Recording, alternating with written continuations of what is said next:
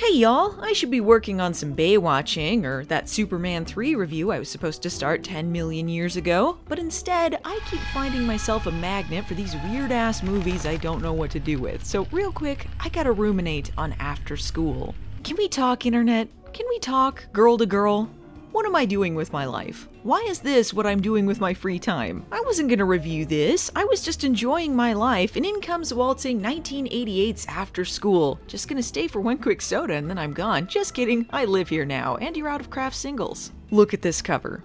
Look at this cover and tell me what you think this is. You got your Baywatch babe, palm trees, the sassy high school text. Meet September Johnson. She's a teacher's toughest test. You would think with the girl being named September Johnson, this was a wacky softcore sex comedy, but it's like, it's not. I don't know what this is. According to the description on the back, we are in for some campy bikini car wash goodness. Not since Adam and Eve has temptation seemed so tempting. September Johnson is the most desirable co-ed on campus. The perfect combination of brains and beauty. She has it all, including a crush on her teacher. Michael McCarran is the young professor. He's brilliant, handsome, athletic, and off limits. After School is the provocative story of a student-teacher relationship that goes way beyond the classroom. It's every student's fantasy and a teacher's toughest test, especially when he's a priest.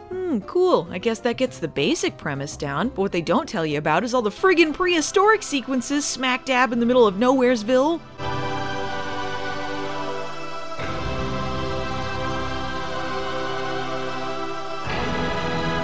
Opening shot, cavemen, vaguely educational film music, topless 80s cave women with permed hair prance in the water, cut to Sam Bottoms on a motorcycle, religious film? And that's the real movie. It's a student-teacher-priest relationship drama where they have philosophical debates about religion versus evolution while trying to not have sex, and with shots of Playboy cave people with perky breasts sporadically thrown in.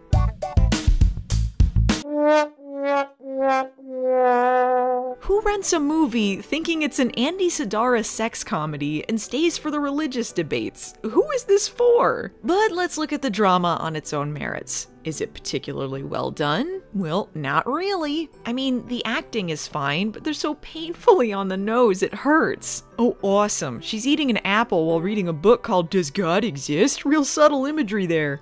Do you remember the problems that apples caused? You better be careful. I'm always careful. And how about Priest McSexy's thought-provoking debates? What made that monkey wake up one morning and think today I'll evolve into a man? Whoa, deep! Guess it makes sense if you don't know how evolution works, but it's not like this is your field of study, my man! Dick Cavett? For what reason? Aerobics montage? Sappy breakup song? The changes we've gone through, a love that we've held true. Okay, I actually laughed a lot at that. This song is the worst. Like, there's an idea here. I get it. Forbidden fruit and all that. A priest who is torn between his morals, his heart, and his religion. Who are we? Where do we come from? Is everything fate, or science, or random acts of some higher power? But instead, we get cave boobs. Speaking of cave boobs, you'd think there'd be a parallel in the stories there, but no, there's no link, missing or otherwise. I mean, I guess this cave guy gets a girlfriend? Who cares? What am I watching? Is it supposed to be lighthearted? Meaningful? It's clearly an excuse for more nudity in the film, but then also we see a woman get horribly murdered by a jaguar and we're supposed to feel sad? Titillated? I am never not perplexed. Here's what I think happened, as far as my educational guess can take me. Someone filmed this religious drama, and it was either sold to distributors via the poster, or were told that a sexy comedy would sell better. So the whole thing was repackaged, and the cavemen sequences were filmed as inserts.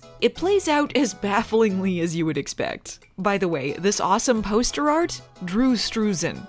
No shit. You can see a signature in the corner. How the hell did he get involved here? Why? After School? Why?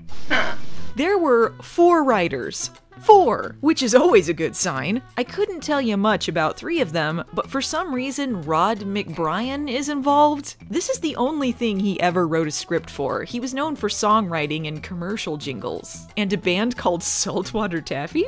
What stuck out to me is he did vocals for the Star Wars Christmas album.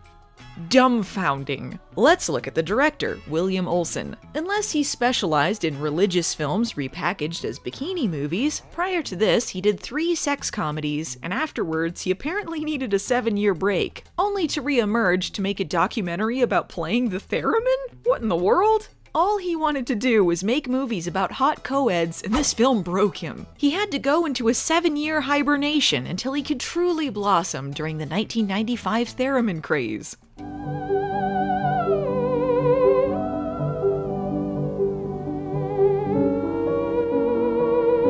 Something happened here.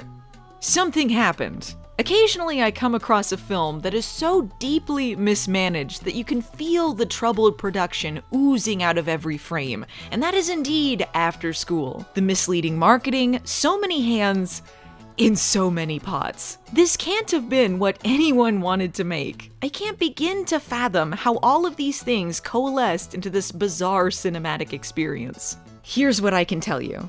Even knowing what you're getting into, nothing really prepares you for how weird this film is.